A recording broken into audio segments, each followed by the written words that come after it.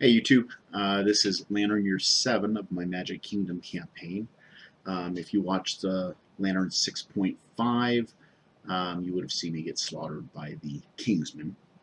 Um, but with those 4 survivors, we knew we were going to get slaughtered, so we went ahead and took out 4 people who were nobodies, and uh, and uh, and they got slaughtered. But now we're back to our regular hunting survivors. So what we're going to bring is we're going to bring Gaston. So Gaston does have dagger as his weapon proficiency. He's 1 away from specialization. He does have extra sense, so he gets to do an extra dodge turn. But what he does have is a broken back. So he has -2 movement. He's also got a shattered jaw, so he won't be doing any encouraging. Next on the list here, we've got Belle. So Belle's got sword specialization. She also has mammoth hunting. I don't think she has any negatives. No. So she'll be going out with mammoth hunting, which when you're attacking from a side that's not the blind spot or in the facing, you actually get a bonus of +1 strength. She does have a rawhide set. We've got that on her. Next, we've got Ariel. So Ariel has the King Spear. She has no armor except for the cloth. She does have Red Fist, which, at the start of each showdown, everybody gets a +1 strength token. They can use that as a survival. She has Rhythm Chaser, so on arrival, she's going to get a evasion token. And she has Last Man Standing. Hopefully, she won't be the last person standing. She does have a Shattered Jaw also, so she won't be doing any encouraging. But she does have +2 strength permanent, so awesome for her. And lastly, we've got Olaf. Olaf does have sneak attack, so when attacking in the blind spot, it's a +4 strength. He's also got she's also got the Monster Tooth Necklace, which gives a +2 strength. So she's going to be a monster in the blind spot, and we're going to use her as our heavy hitter. I don't think, no negatives on Olaf. He does have the axe proficiency, but he's not specialized yet. So we do have a sword specialist. Oh, and a spear specialist. Ariel is a spear specialist. So stand by while I grab those cards out. So with spear specialist, it says when attacking with a spear, if you draw a trap, roll a d10. On a 7+, you cancel the trap. That's awesome. Discard it, then reshuffle the hit location, discard into the hit location deck, and draw a new card. So that is awesome. So you discard the trap, then you reshuffle the hit location, discard into the hit location deck. So basically, you start with a fresh hit location deck. It's only a 40% chance that you're going to avoid the trap, but that's any chance to avoid the trap is awesome. Okay, and then we also have a sword specialist with us. So here we go. So the sword says, when attacking with a sword, after drawing hit locations, make a wound attempt, and then select the hit location to resolve with that result. So this is great. So if there's a bad failure card or a good crit card, you could choose that card as your first hit after you roll. And then you can either get the crit bonuses or you can avoid a really nasty failure. So that should help us out also.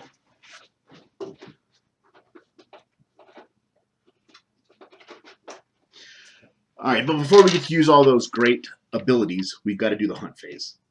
So in my fashion, I'll just start at the top with Gaston. So Gaston is going to move forward, and he's going to reveal this first hit location as we're hunting the level 1 white lion.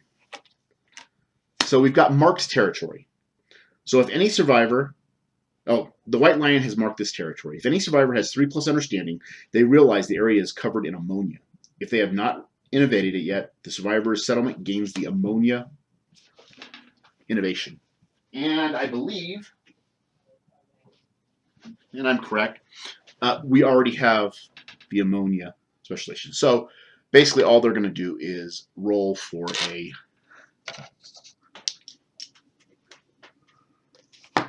random hunt event. So let me turn to it, give the dice a roll. Red first always. 42. Let's see what that is. 42 is Surgeon. So a creaky carriage approaches the survivors. Richly appointed in red and gold, the carriage is carved on every side with lurid faces. A massive twitching eye adorns the front, while the door of the carriage is a waiting open mouth. Out of a small window, a gnarled hand beckons one survivor with 3+ courage. They may choose to enter the wagon. They remove one impairment or severe injury and gain a random disorder. So let's see. The first thing is we need to have a survivor with 3+ courage. Unfortunately, Gaston doesn't. Neither does Belle. Ariel does. So, if she wanted to, she could get rid of Shattered Jaw, I believe. Choose to remove one impairment or severe injury and gain a random disorder. I think that's probably worth it. If she were to get rid of Shattered Jaw, meaning that she could encourage. What about Olaf? Olaf doesn't have 3+ understanding or courage. So we're going to do that.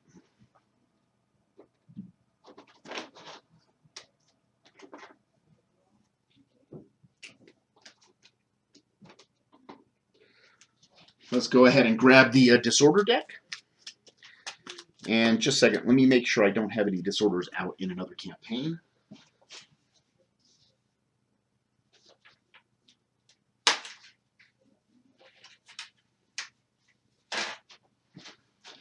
I do not, so this should be all the disorders I have in the game. And we'll give it a good shuffle. And hopefully it's nothing bad, just to get rid of Shattered Jaw. So she does go in. He removes the Shattered Jaw, and she gets Prima Donna. Prima Donna says, the double-edged sword of fame is the only weapon you require. Each survivor turn, you must take your act first. Roll off each turn if multiple survivors have this disorder. So that's, I think this is the first time I've ever had that disorder. But they have to go first in every round. So, awesome. So Ariel is a prima donna. Hilarious.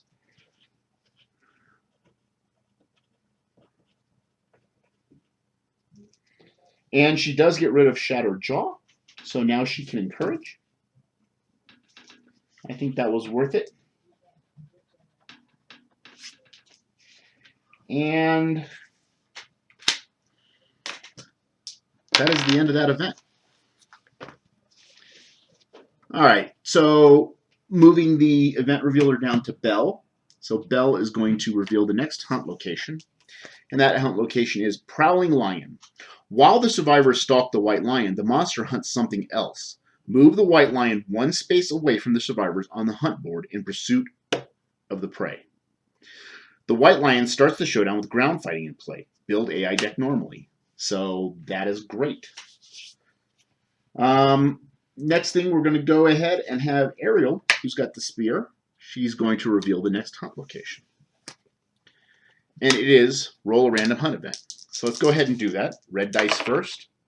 It is a 7. So let's turn to that entry.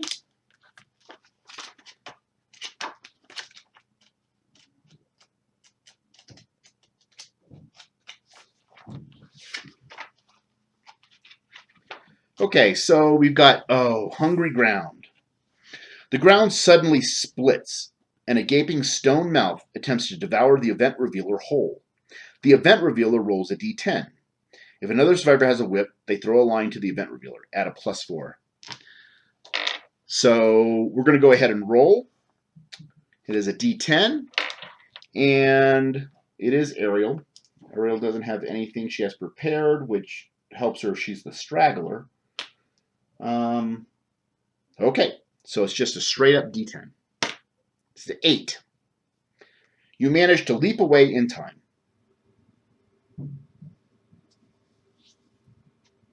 And that's the end of that event. So, again, I don't want to jinx myself and say this hunt event is going really well, because as soon as I do that, then I get something like the Harvester event. Okay, so lastly, we've got Olaf revealing another random hunt event. We'll go ahead and give it a roll and consult the table. It's a 3. Cancer pigeons. The survivors are surrounded by the echoing coo of infant babble. Strange baby-faced birds circle overhead. Gripped with instinctual horror, the survivors break into a run. Each survivor rolls a d10. The lowest scoring survivor becomes a straggler. If any survivor has noisy gear, -2 to their roll. Each straggler rolls a d10. Okay, so noisy gear first. We do not have any noisy gear, so that's good. And anybody who's got prepared, which at this point is just Ariel, so she's going to actually get a add hunt experience when rolling for straggler. Wow, she's going to get an extra 1, 2, 3, 4, 5. So let's do Gaston first. So Gaston got a 2. Makes sense, because he's got a broken back and can't really run. Belle has got a 3, so she barely made it out of there. Ariel's got a 3 plus 5, so that's an 8. So I'm guessing she will not be the straggler.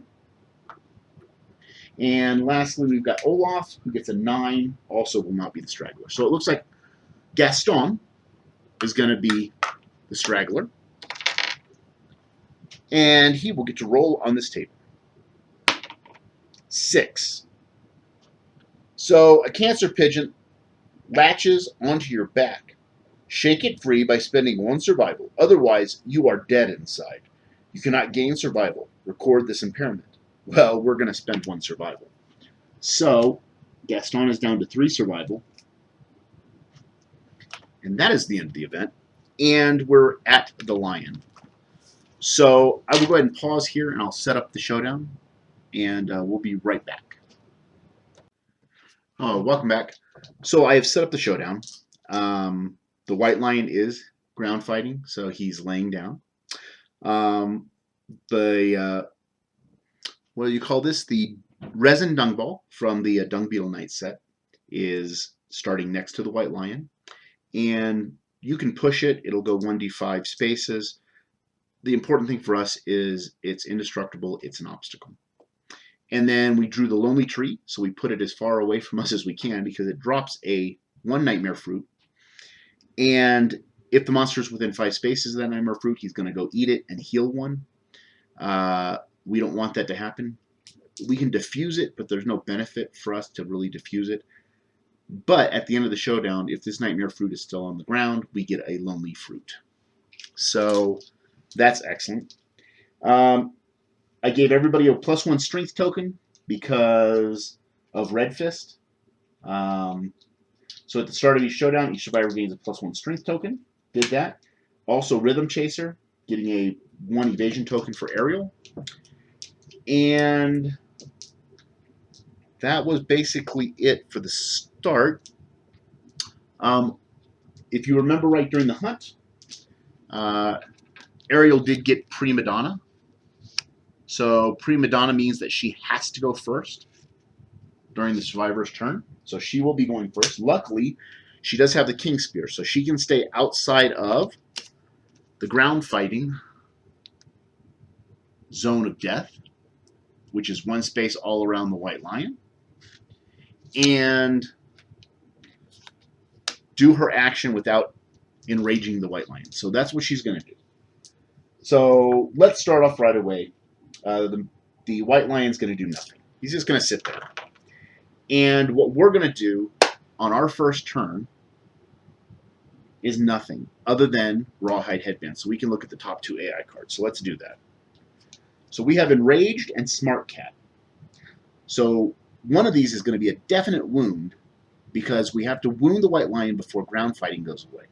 So I tell you what, we're going to put Enraged on the top. That way we know Enraged is going to be in the discard pile when we wound this white lion.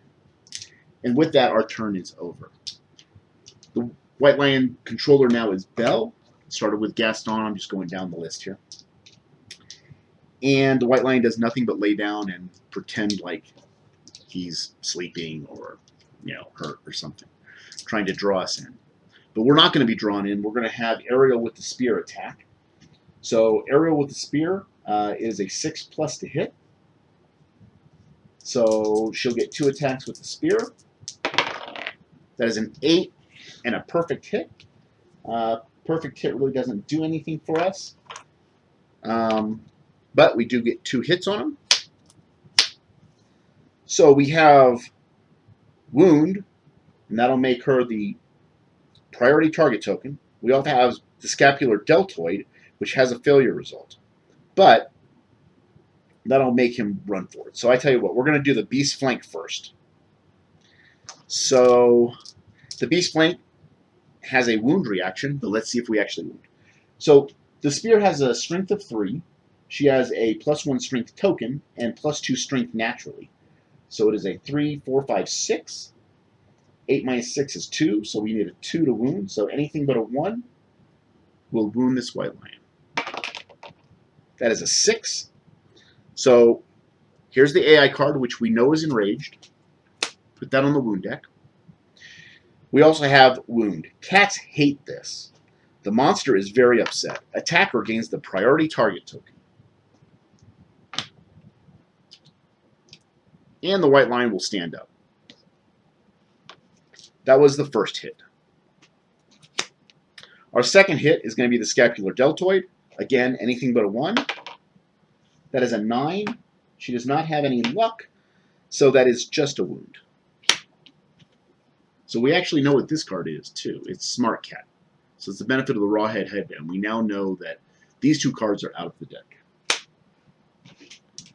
And if I remember right, Smart Cat is an advanced card, and Enraged is definitely an advanced card. So we already know that the 2 out of the 3 advanced cards are out of the deck. So that is good to know. While we have him in the blind spot, Olaf is actually going to attack with the Bone Axe. So Olaf has sneak attack. So if he does hit, he's going to do some massive damage. Let's see, it's a 6+, 5+ to hit him in the blind spot. 2 attacks. That is an 8 and a 10, so that's 2 hits on the White Lion. So we've got the Beast Brow and the Fuzzy Groin. So the Beast Brow will have him actually attack us after we do the wound. So we're going to do the Fuzzy Groin first. So the axe is a strength 3. He's got a +1 strength token, 2 for the Monster Tooth Necklace, and 4 for the sneak attack. So honestly, anything but a 1 is going to wound the Fuzzy Groin. That is a 4. That is a wound and not a crit, so that is a good thing. We now have the Beast Brow. Same thing. It is a 4, so that does wound the White Lion. But there is a wound reaction. It says, snarling, the monster swats at the attacker. Attacker suffers a brain damage. Okay, so he is down to 3 insanity. Perform basic action, target the attacker. So he will turn around and attack twice. It is a 2+. He has +1 evasion, so it is a 3+ to hit Olaf. So there's 2 hits on Olaf. The hand and the head. So he is down to 1 armor on both those locations. Okay, next we have Bell. Oh, actually, he does have a move now, so he is going to move 5. So he'll move around the resin ball to try to get out of the way.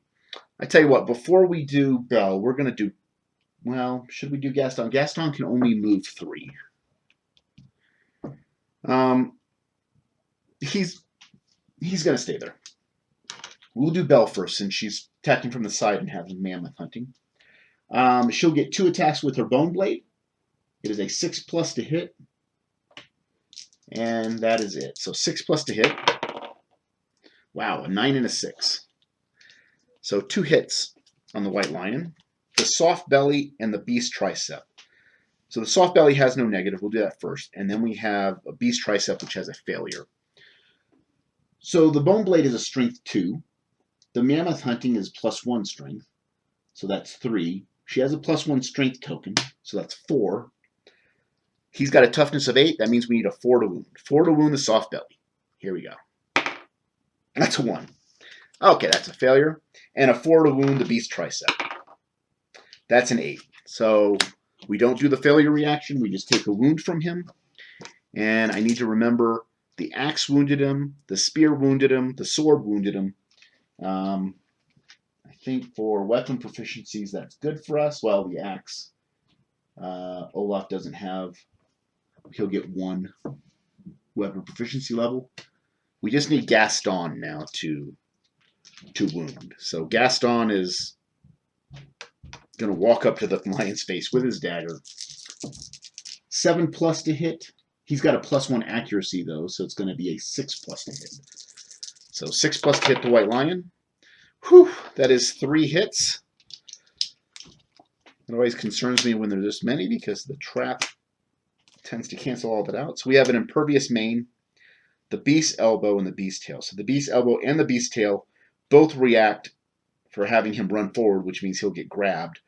This one only happens on a failure. This one happens on a reflex. So we're going to do it in this order. We'll do the impervious location first, where we can only crit.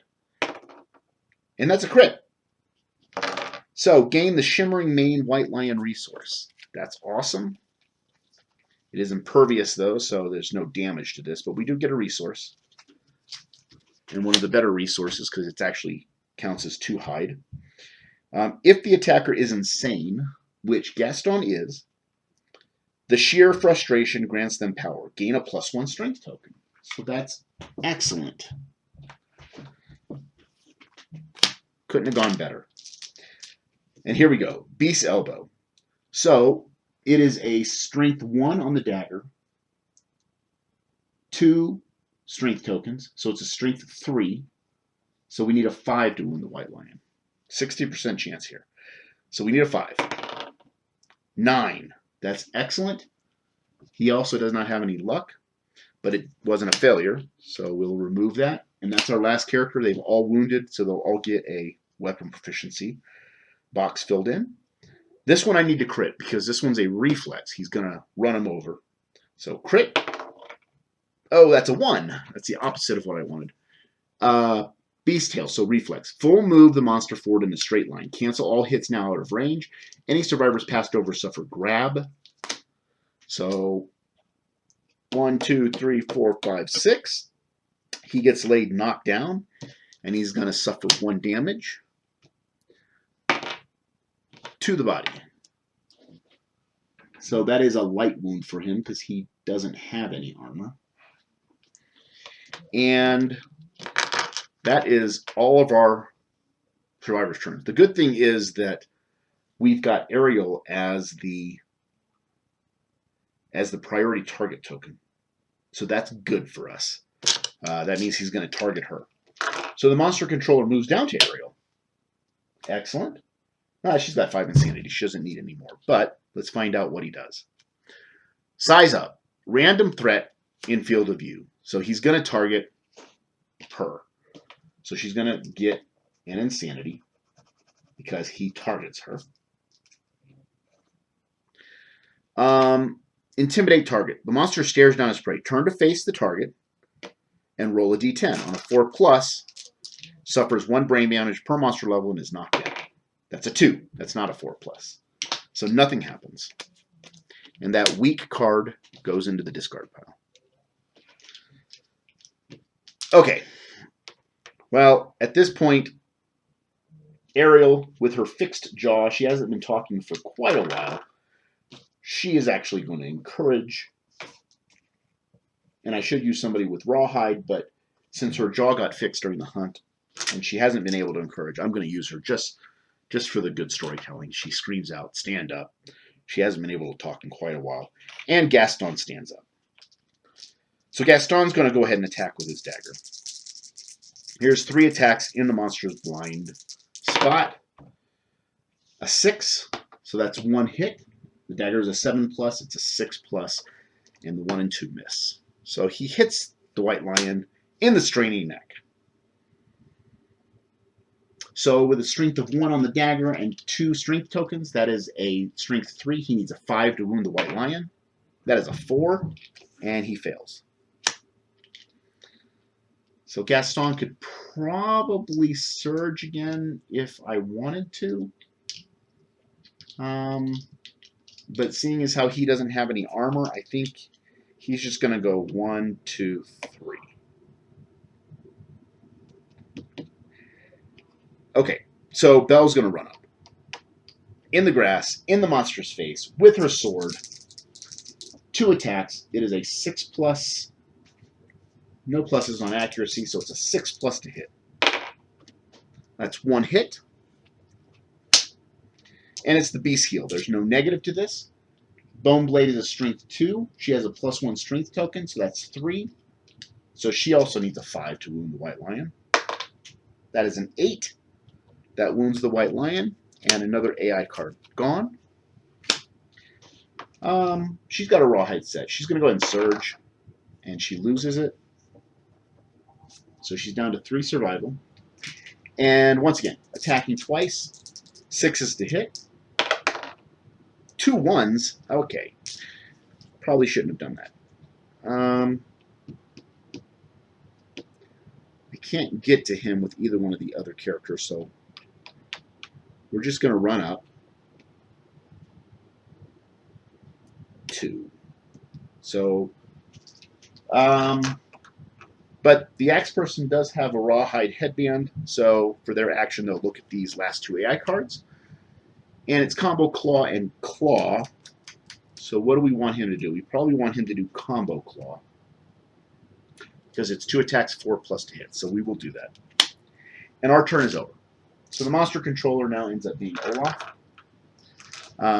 We already know what this is because we used the Rawhide headband.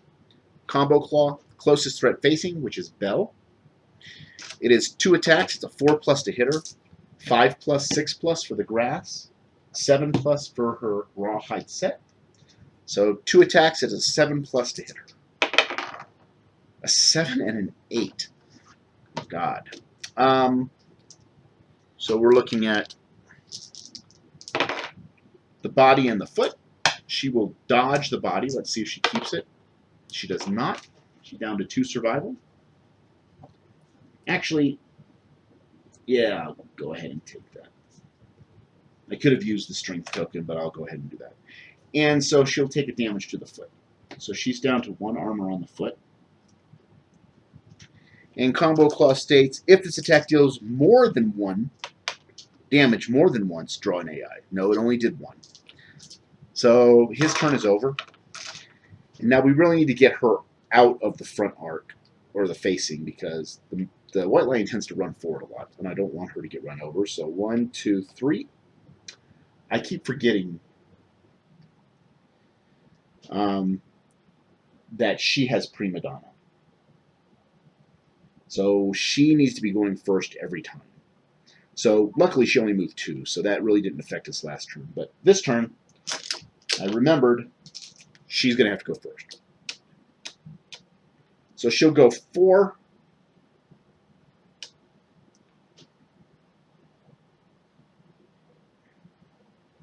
Yeah, she'll go ahead so she can stab the White Lion. It's got a reach of 2, so it is a 6+. 6+ to hit the White Lion. So here's 2 attacks with her spear, a 9 and an 8. So she hits the Beast's Maw, and there's a failure reaction, which may have her get knocked down. And there's a wound reaction on the Beast's Ribs, but it's not a negative wound reaction. So we'll do the Beast's Ribs first, and then the Beast's Maw. So with a strength 3 on the spear, she has 2 strength plus a strength token. So 1, 2, 3, 4, 5, 6. We need a 2, so anything but a 1 to wound the Beast's Ribs. 7. It wounds the Beast's Ribs. So here's the AI card, which we know is Claw. If the attacker has 3+ understanding, which she does, the sound of the cracking ribs is encouraging, and the attacker gains +1 survival. Okay, so she's back up to 4 survival. I'll take it. We'll go ahead and shuffle these. shuffle it so much I don't know where Combo Claw is, and I don't know where Size Up are. Okay, should be good. I don't know what's on the top. And the Beast Maw. So same thing, anything but a 1, 7, no failure, and this card goes. Now we're going to go ahead and get Belle out of the front. 3 spots over. Bella's going to attack with her Bone Blade. It's a 6+ to hit. That's 1 hit, exactly what we wanted, just 1. Ooh, there's a failure reaction. So it is a Strength 2. She has a Strength 1 token. She's attacking from the side, so it's another Strength. So it is a Strength 4. So we need a 4 to wound the White Lion. 7. All right, now the White Lion is just down to his basic actions.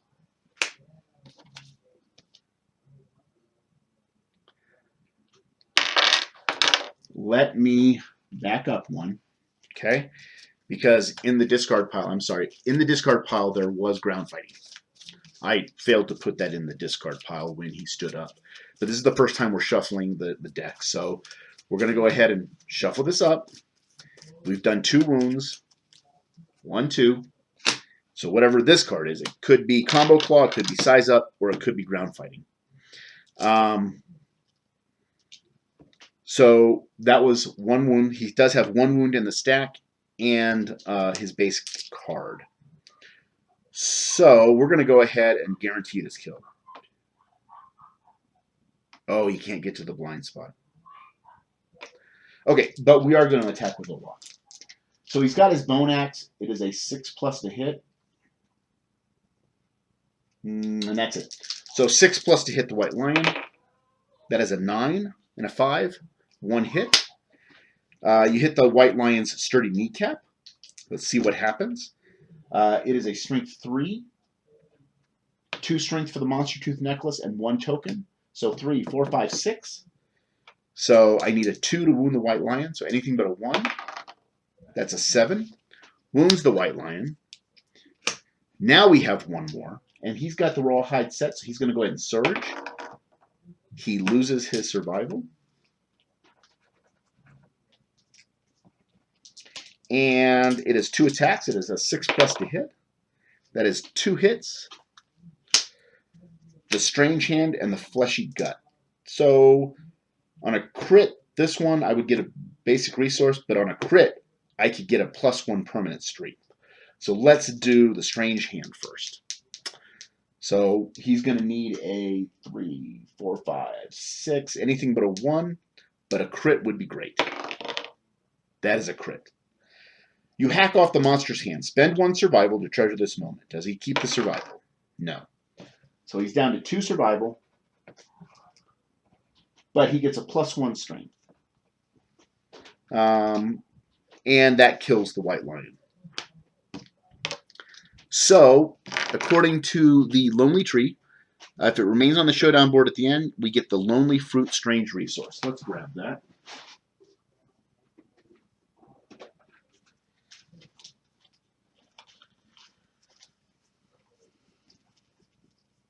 And there's a lot of strange resources, so give me a second.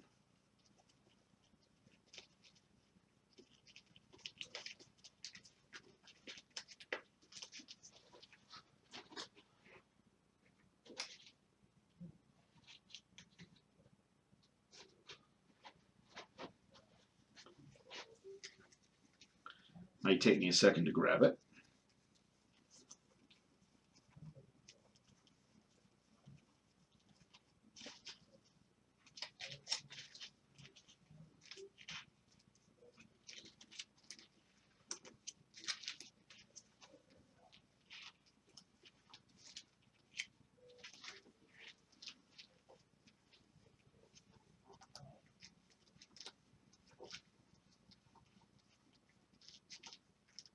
Okay, so the Lonely Fruit Strange resource, grabbed it. All right, and it says, during the settlement phase, you may consume and archive this to do the Lonely Lady event. Lonely Fruit, consumable. I've done the Lonely Tree event before. You don't really get much out of it. It's not necessarily a difficult fight, It can be challenging. As a matter of fact, I just did it the last time we played with my other group. So I don't think we're going to do much except for probably record that on our settlement sheet. Other than that, we're going to get basic resources, 4 basic and 4 White Lion resources.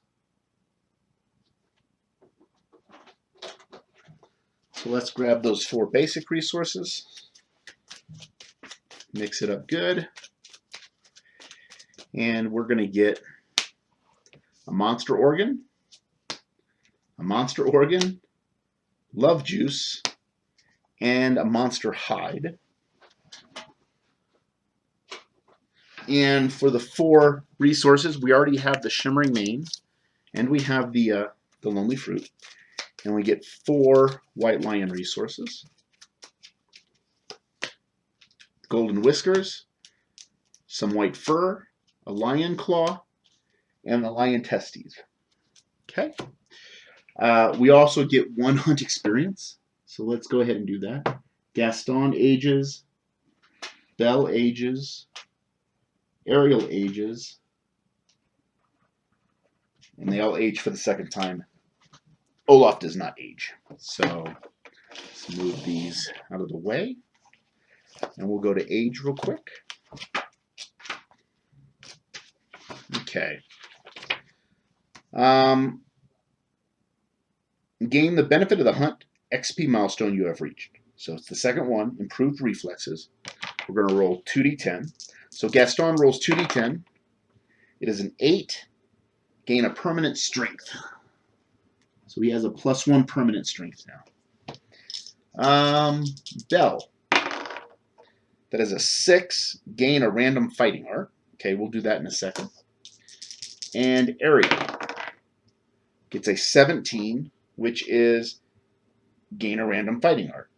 So she already has 3, but she does have last man standing, which is kind of a throwaway one. So we'll do that in a second.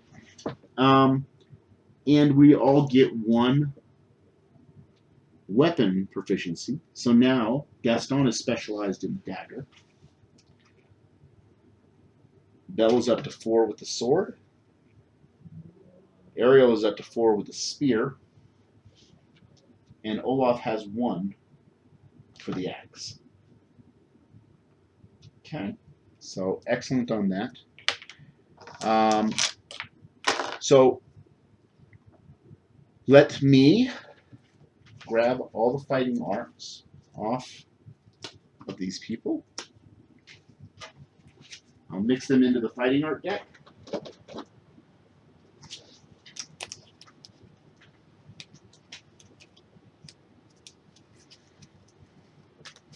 Because I'd love to get sneak attack for somebody else. That's one of the best fighting arts. +4 strength in the blind spot is amazing. Just have to make sure you position your survivors correctly during the showdown. Okay, so Belle and Ariel. Belle already has mammoth fighting, or mammoth hunting, which is +1 strength from the side. Let's see what else she gets. She is going to get trick attack. Once per showdown, when you wound a monster from the blind spot, a survivor adjacent to you may gain the priority target token. It's ridiculous and terrible. Okay. And we'll put that back in there with hopes that we don't draw that one for Ariel. Though I'm sure that she's going to get rid of Last Man Standing. She has Rhythm Chaser and Red Fist as their other 2. Last Man Standing is only if you're the last person standing in a showdown, and hopefully that never happens. The chances that she will be the last one, and that we have a showdown fight where everybody dies except for her, is very rare. So we'll replace that one with, maybe, with this fighting art. Defender. When a survivor adjacent to you is knocked down, you may spend 1 survival. If you do, they stand and gain a survival from your words of encouragement. You cannot use this if you have Broken Jaw. Wow, she just got rid of Broken Jaw in the hunt. So she loves talking to people, encouraging them, using her voice now that she can. So Defender. So, excellent.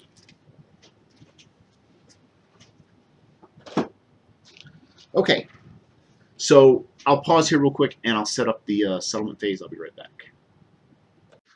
Okay, I've got the settlement phase set up. The survivors have just returned, and I want to kick myself in the head because I forgot somebody had sickle. I could have done herb gathering during the hunt phase, but I did not. It's the problem with playing 4 different survivors and trying to keep track of everything they have. You're going to make mistakes. You're going to forget stuff. And especially when I'm recording the video, I'm trying to go quickly so I don't waste your time. And sometimes rules I forget here and there, kind of like the prima donna disorder that Ariel had. Luckily, that was easily corrected. However, I'm taking the hit on the sickle because we didn't do herb gathering, and we actually wanted to camp this. No big deal. Just want to acknowledge to you, the viewer, and to myself that sometimes it happens. It's not done on purpose, and this one actually hurt me. Prima Donna didn't hurt us at all because of the distance the White Lion was from Ariel during the showdown. But hey, it happens. So if you're catching mistakes here and there, I apologize. And like I said, sometimes they help us, sometimes they hurt us. Survivors return. So the only person who took any injury was Gaston. He had a light injury to his body, so we'll go ahead and erase that. And gain endeavors. So we're going to get 4 endeavors for people returning.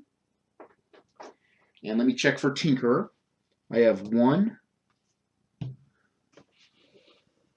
2 Tinkerers. So we're going to get 2 additional endeavors. So we have 6 endeavors. Excellent. Update the timeline. So let's go ahead and do that. Lantern year 7. So the first thing that's going to happen is we're going to do a settlement event.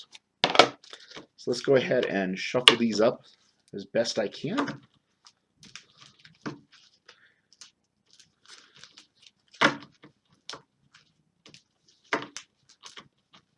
Okay. And now we're going to go ahead and cut it. And I will roll a d10 and count down and take that event. So 7. 7. So Silk Storm.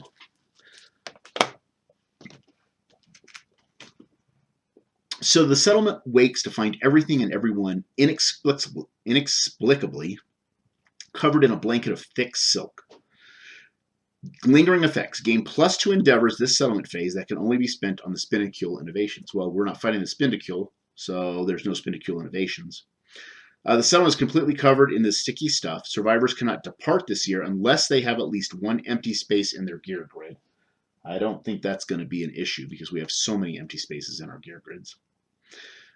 This requires the legless ball to do. Here's a silk diet. We can spend an endeavor and roll a d10. 1 through 3, food coma. Gain +5 survival and skip the next hunt phase. 4 through 7, find a bug. Gain a random vermin resource. 8+, you manage to eat your way out of the silk and may fill your gear grid normally if you depart this year. That doesn't seem to be a benefit other than maybe a vermin resource. And then the last one requires silk refining, which we will not get because we're not fighting the Spinnicules. So the only thing we can do with these webs that have now covered the settlement is eat them. So, yeah, we'll decide if we want to do that. The other event this year is Phoenix Feather. So what happens? I'm joking. I know what happens. I played Kingdom Death. At this point, maybe 15, 20 times. Phoenix Feather. A fallen feather fills the settlement with dread. The skies bubble and murmur as a dark presence tears through the atmosphere like a negative lightning bolt, sucking the air and energy from all who gaze upon it. A light rain begins. The survivors turn their eyes up to see a huge iridescent feather slowly floating toward the ground. Their lantern lights reflect strange rainbows off the twisting feather. A primal fear takes root in the settlement. You may now hunt the phoenix. Add it to the quarry list on the settlement record sheet. Okay. And it is filled.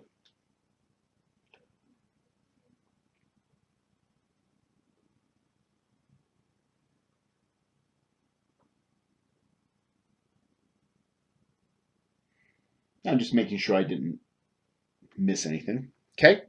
Uh, Nominate a single survivor to speak. They gain +1 courage and break the silence. Well, I wouldn't normally do this because I don't want them to die, but strictly for the story, I'm going to go ahead and have Ariel speak. She just got her shattered jaw fixed. She now has the Defender fighting art that allows her to encourage people that are knocked down next to her. And why not? For the sake of the story, she's going to utter the first word. So they gain +1 courage. And they break the silence. So we'll roll a d10. So that is a 5.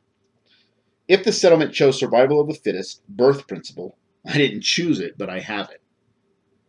If you remember, the story in the snow forced us to change it from our birth principle to survival of the fittest. So, yes, I do have that. The survivor raves to no one in particular about an oncoming trial. Bursting into laughter and tearing the feather apart, the survivor gains +1 permanent evasion. Wow. Okay. And the honorable disorder. Oh, she's prima donna and she's honorable. All right, so honorable means that she can't attack from the blind spot or when the monster's knocked down. So it's one of those disorders that's horrible, even though it says honorable. It's a disorder of being honorable. It's fine. Okay, I can deal with that. And for the sake of the storytelling, she broke the silence because she just is so happy that she can actually speak. All right, so update the death count. Nobody died. Check the milestone story events. There are no milestones that we reached, and knowing the strain milestones, we haven't met any of those either. So we are now on the development phase. We have all of these, and the first thing we're going to do that I always like to do is take a monster hide. We'll go ahead and take this claw, and we're going to take a monster organ, and we're going to innovate. So we archive these, and we'll innovate by drawing an innovation out of the innovation deck and see what our survivors were able to learn. So they can either learn sacrifice, well, that sounds horrible, or bloodletting, also sounds horrible. Very bloody innovation. So bloodletting, you can spend a resource and roll a d10. You can gain an understanding and lose all survival. You can gain 3 insanity, or you can be cured of warped pelvis or intestinal prolapse and gain +6 insanity. So this is good for, I guess, if you have a warped pelvis or intestinal prolapse. It's also good, there's certain events that say if you have bloodletting. Sacrifice. You can kill 2 people. You can kill 1 person and give everybody an insanity that's departing. You can kill somebody and all departing survivors gain 3 insanity. Or 50% of the time, you lose a population. You lose all your insanity and you may remove 1 of your disorders. If you could not depart the settlement phase, you may now do so, even if you are retired. I guess we're going to take bloodletting. I really don't see a reason that we would take sacrifice, unless there's disorders you really want to get rid of. And I would say that if you are going to take sacrifice, you probably don't want survival of the fittest. You want to have a really robust, healthy population that just keeps growing and growing and growing, and you can actually sacrifice people to get the benefit of removing a disorder. But every roll on the sacrifice table actually removes your population by 1. So I don't see us doing that, at least in this this kind of event. Let's see what else we've got. So, do we have anything in storage? We have 3 claws, 3 lumps of Atlas, which we won't use, great cat bone, perfect organ, perfect bone, cyclops fly. We still don't have sinew from the lion, so we can't make a bow. We could make a whisker harp with the golden whiskers. That removes a mood, discards a mood that's in play.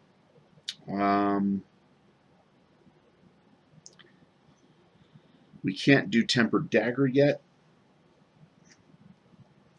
Well, we could. We could make a ton of leather. Bone, leather, scrap, and a scrap dagger. Ah, we don't have a scrap dagger. Can't do that. Haven't done infinite drift, so we can't do the vixen tail. And we don't have dried acanthus, so we cannot do the brazen bat. So, how about these? We can do shrine. Departing survivors gain an insanity, or on a 4+, all departing survivors gain +1 to their hit location. So let's do that. We'll spend 1 and do an armor ritual. That is a 4. So final adjustments. Departing survivors add 1 to all hit locations. So let's put that on departing survivors so we don't forget that.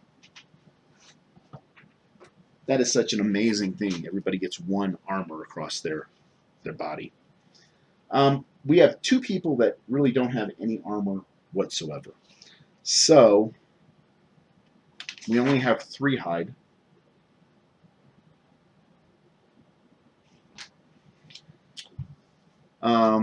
It is white fur, though, so maybe we can start on white lion armor. We could start on leather, too. I tell you what, we're going to start trying to get leather armor. Because leather armor is... I mean, the white lion armor set is really good if you've got Katars. So that is an option. Leather armor gives you more. It'll give you a 4 with a full set, I believe. So let's do that. So the first thing we have to do is do leather making. Spend any number of hide to add an equal number of leather strange resources into the settlement storage. So these 3 hide with an endeavor. Those 3 hide become 3 leather. And now we can go ahead and make, let's see. Do we have a scrap anywhere in the settlement? No. So we can make the leather skirt, which requires 1. Yeah, I tell you what. Yeah, that's what we'll do. So we'll make a leather skirt, and the leather cuirass requires a leather and a bone. So we do have bone in storage. So we'll get rid of a lion claw. So we have 2 lion claws now in storage. So what we're going to do is we're going to get, with this and the bone in storage, a leather skirt and a leather cuirass. So let me grab those.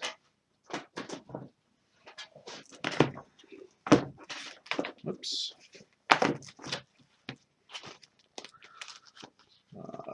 Leather cuirass, leather skirt. All right. And I think we'll go ahead and put 1 leather in storage.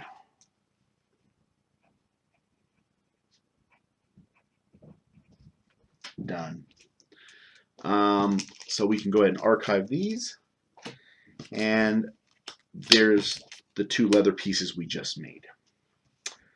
We have lots of organs. So we can make monster grease. We lost a ton of monster grease. We have to leave 1 space open. So who can take it out? Looks like we can make 3 monster greases if we would like to. We also have love juice, so we can do intimacy. So during the settlement phase, you may archive this to do intimacy. So we're going to go ahead and do that. Population is always good. And we do still have the infinite drift. So if we do roll a 1 and we have to do that, we can use the infinite drift card. So nominate 1 consenting male and 1 consenting female survivor to roll on the intimacy table below. So we're going to choose Elsa, because Elsa has Fear of the Dark. And Fear of the Dark means that she'll never leave the settlement again, I believe. Yeah, she retired because she never wants to leave. So we're choosing Elsa. And we're going to choose... we're going to go ahead and choose... I'm going to choose Gaston. I mean, he's got a broken back, but I'll choose him and Elsa. So because we have Survival of the Fittest, it says, when rolling on the Intimacy story event, roll twice, pick the lowest result. So we're going to do that. A 5 and a 6. So excellent. That means I have to choose the 5. A new survivor is brought kicking and screaming in the world. The child's eyes are free of the ink that stained the founders' faces. The settlement gains +1 population. So we are up to 16 population. And let's see. 1, 2, 3, 4, 5, 6, 7. 1, 2, 3, 4, 5, 6, 7, 8. It's going to be a male in Lantern Year 7. And we'll name it later. Okay, so that was great. We still have our 3 organs. I don't think there's much else we can do. We can start auguring, I guess. I like to augury if we can get the settlement phase tinkerer, because we get extra endeavors, and there's lots of things you can use endeavors for when it comes to this. So if we can augury and get people's understanding to 3 during the settlement phase, it really benefits us. So none of the returning survivors are 1 away. But let's take a look at the survivors we have in storage. 2 away, already at 3. Okay, Anna does have 2 understanding. So 1 more and she'll get insight, and that'll give her Tinkerer. So let's go ahead and do that. She's going to use 1 endeavor, and she will augury from the organ grinder. So the survivor endeavors to glean the meaning of existence. Roll on the table. Add +1 to your roll result if your understanding is 3 or higher. It is not. So we'll roll on the table.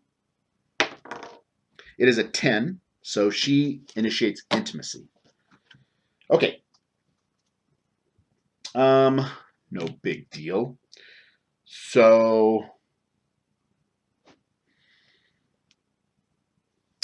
yeah, it'll be, they're going to knock out another baby. How that happens in 1 Lantern Year, I have no idea. Nominate a consenting male and a consenting female. So it's going to be Gaston, and it's going to be Elsa again. A 2. The female survivor perishes with her child during birth. The settlement is cast in gloom. The male survivor mourns, gaining a random disorder and +3 insanity. So let's take a look at Elsa. Okay, so she still has her once-in-a-lifetime reroll. So she is going to reroll the 2. And hopefully we get something high. 7 and a 9. So unfortunately, there goes her once-in-a-lifetime reroll. But with a 7, the settlement gains +1 population. The male and female survivors share a deep bond and gain 10 survival each. If we have bed, which I don't believe we do not. So they get max survival at this point, which is going to be 4. So let me record that down.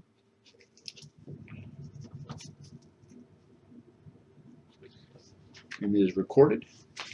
And it's +1 population. And we'll make that a female and name it later. But we are up to 17 population.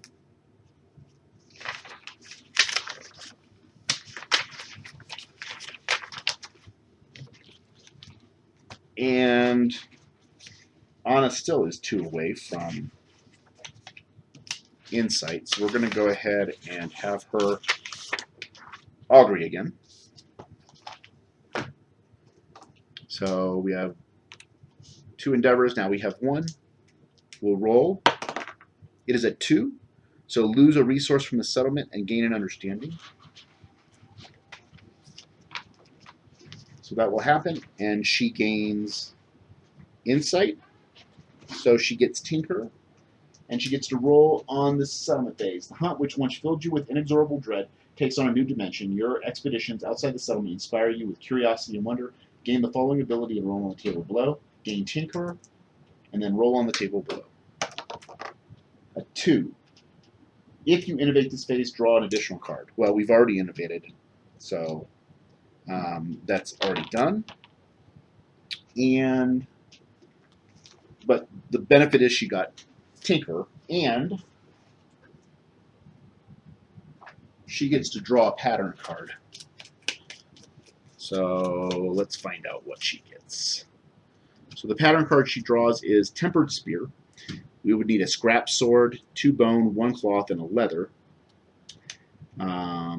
We need a bone club to make it. It won't be used up. We need scrap melting. So the pattern cards have the ingredients you need to make it, plus there's certain things you need to have in your settlement to do this. So it would use up a scrap sword, 2 bone, a cloth, and a leather. And then you need scrap melting, and you also need a bone club. So we don't have that stuff, so we're going to put that off to the side. And maybe we'll concentrate on doing that. Right now I think we can go out and make the brazen bat if we can get some dried acanthus and not forget that we have a sickle.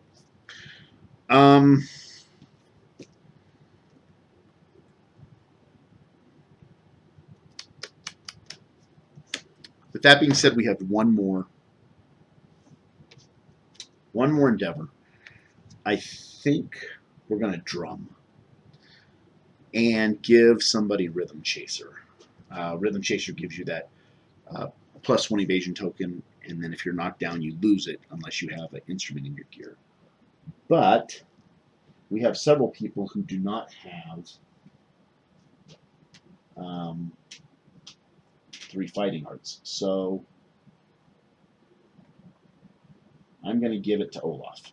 Olaf's going to drum, and he's going to get Rhythm Chaser. Because he's got sneak attack, I want to give him all the defense I can and all the evasion because I don't want to lose him. He's got an awesome fighting art, so hopefully we don't ever lose him until he retires. Okay, so that's all my endeavors. I have 3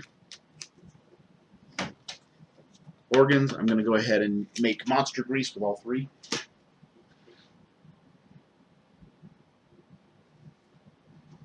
So let me see if I've got them on other people in my other campaign.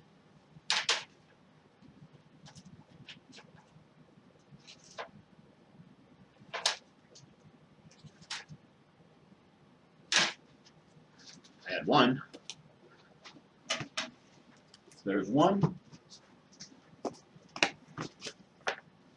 And let's get the other monster grease. 2, and another one. 3. So got 3 monster grease. Got a couple pieces of leather armor, so we're on our way to building the set. I will go ahead and archive Lonely Fruit, because I am not going to eat it. And that's it for the settlement phase. I'm sure I will take out the same survivors we've got and see if I can't get somebody up to mastery level. I think because we don't have a lot of armor, I think I'm going to go ahead. Well, I really want the catgut bow or the cat eye circlet. Fighting the level 2 lion without dash is going to be difficult. Fighting the antelope without dash is difficult. Paint is an important innovation that we do not have yet. So I hate to fight the level 1 white lion again because it just seems like you end up fighting the level 1 white lion over and over and over and over and over again. It gets a little monotonous. I'm going to fight the antelope. Level 1 antelope next time for Lantern Year 7. And then, well, no, the hunt phase, I consider that the beginning of Lantern Year 8. So we're going to go hunt the level 1 antelope at the beginning of Lantern Year 8. and I will see you at the next video if you want to join me and see how I do against the antelope for the first time. When I start that video, I will talk to you about the survivors that I'm taking out, which I think are going to be these 4 again, and we can get it started. All right, thanks for joining me.